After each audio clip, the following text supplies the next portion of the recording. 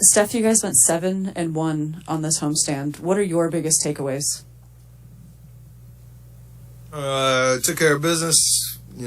Defensively, we were really solid for all 8 games. We had different guys step up every night. We found pretty solid rotation for the most part. Even got some young guys in there. J.K. and Moog got some good minutes, and J.K. tonight was awesome. So, still trying to find opportunities for everybody. Still trying to find an identity of how we're going to win, and everybody being comfortable in their roles and all of that. But we're winning and learning, on the fly, with some really good momentum. So it was proud of the way, for 8 games, it's hard to stay locked in, with the routine and kind of monotony of every other day you're doing the same thing. So it was really impressive, You guys are homestand.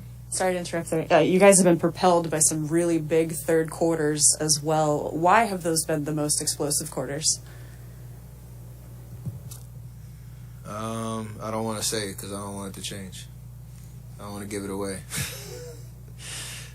Endurance, the physicality of how we play defensively and offensively, it is hard to maintain that pace and all that for the entire game. It has something to do with it, but teams are starting to realize how we're playing, and they come out really locked in and focused in the first half. You stick with the game plan, and for the most part, keep making them take tough shots, and we have good possessions and keep our turnovers reasonable, then good things happen. You weren't feeling that well, middle of the homestand, early in the homestand. I mean, your point totals were 19, 18, that range. You've gone 40, 25, 50 the last 3 games. Are you starting yourself to catch more of a rhythm? For sure. It follows kind of the usual pattern of how I start seasons, and a lot of it too is just staying aggressive, locked in on how I'm trying to get off, most nights, but working through our system and the offense, and not really worrying about the output. It's just about trying to find ways to win games and create momentum, and usually good things happen. That's how I usually focus on it. And yeah, feeling really good, strong physical, the recovery from game to game feels, solid. Getting used to the rotation that we're settled in for right now. Those type of things. Every game continues to move in the right direction. Steve had you set a couple high screens for Kuminga in the 4th. One of them, he got downhill scored on. Do you find yourself thinking, this could be a tool to use the next few years? For sure. I think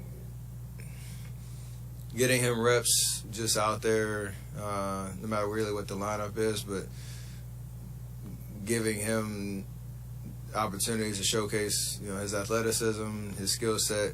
He made a pass to Moody in the corner down the stretch of the game that shows his capability of being a downhill threat, but also having options and getting guys open looks. So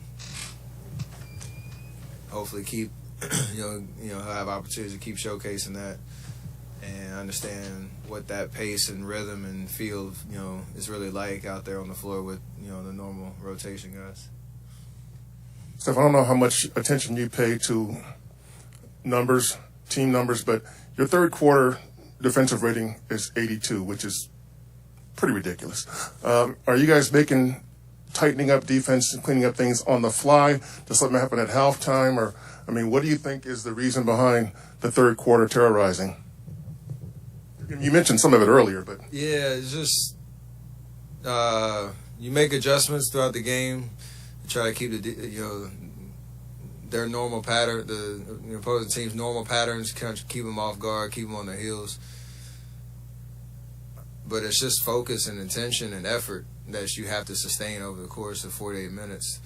We've done a pretty good job in that. I didn't know, the numbers, but I talked to Mike B during the game, and sometimes you have those offensive lows, and it feels like you can't make a shot or things are kind of slow. But then you realize like the other team hadn't scored in 4 possessions, and that's when you start to really understand you're maintaining that momentum, control of the game. So it's just effort, to be honest, and a willingness for everybody on the court to sustain that for 48 minutes. It's really hard to do, and the good defenses find a way to do it. Steph, you've always been aware of the surroundings. What does it mean to drop 40 in front of Coach McKillop and some of your former teammates who were in attendance? It's special. I know the schedule guys worked out somewhat in terms of they got to come to the game. Obviously, we're going to Charlotte tomorrow, so I'll miss the Davidson USF game, but to have Coach in the building, the players are somewhere in the arena, but it always gets me going. Reminding me of the journey to get here and all that went into making me the player and person I am, and all he poured into me. So love that relationship I have with him. He's a gem, and you always just that smile when I saw him on the sidelines, like it's like I was back on the East Coast. So it's always good to have him in the building. Steph, you just mentioned recovery game to game, and Steve has shared a little bit about the structure of practices this season being a little bit different, and even the David who says exactly when it's time for practice to stop. You guys have done enough, and clearly something's paying off, right? Your record and everybody seems to be thriving in this new format, I guess. What are your thoughts? I mean, everything's evolving year to year, and we have, if you've really been paying attention to our organization over the last 7-8 years, we've had a lot of turnover in that department, and these last 3 years we've really had the first kind of consistent presence from a sports performance perspective, and that definitely helps because, like you said, they know us as players, they know our coach's style, and there's a lot of trust within how they collaborate to put us in the best position to be successful out on the court. And then that comes with trust from the players to follow the plans and know that it will work. So that doesn't just happen overnight. And Rick and his team this is their 3rd year, and we've continued to invest in their team. So I love it. It's been very collaborative from a player perspective. They listen to us and understand how we feel and all that. So if you do the work, it works. Have you offered some specific input on that? Just more off days for golf. Okay. Usually good things happen. You maintained a real nice rhythm over a long stretch at home. How can that transfer on the road the next 4 games? It's different. Just you want to feel good about what you're doing, and even this game, Coach called it the getaway game because you want to leave, this building with a win and good vibes, getting on the plane, going across the country. So hopefully we can pack that momentum with us on the way, but it all comes down to just how we execute and again the effort and energy that you bring. Because it's easy to get up for when you have your home crowd rooting you on and you have that energy, but on the road, it requires another level of focus and intensity to win games. So we know how to do it. It's just a matter of showing up. So we got to carry that as much as possible. Speaking of your college coach, he was in here before the game. It seems like he's pushing for a presidential campaign for your For him or for me? 32. Nah. I'm good where I'm at right now. Kevon Looney question. He's led the team in rebounding the past couple games, and he reminded us he's been with this team for 7 seasons. What do you think about Kevon's dependability? It's just if you look at year to year, what he's been through coming in while our championship window run and that 5 years. It's kind of funny how you look back at some of the highlights and stuff and you see him out there and he was like 19, 20, 21 type of vibe, and now dealing with injuries and some setbacks along the way. The fact that he's in a position where he can play every night, he can give us that physicality and presence in the paint. Like you said, his rebounding is really helping us get extra possessions and giving us a huge boost.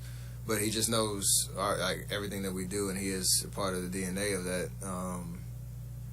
And he's in that interesting position where we drafted Wise last year, and last year was kind of spotty depending on how things were going, but he always stayed ready. And this year, obviously, until Wise gets back, he's doing his job, and he'll be able to adjust accordingly because we need him.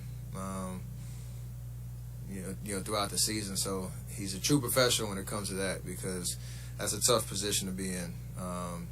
Like you said, I haven't been here 7 years, but you got this guy that's second draft pick who is going to get his turn, but you got to stay ready. Coach McKillop said the best thing he's learned from you, and he's learned a lot from you, is grace. What does that mean to you?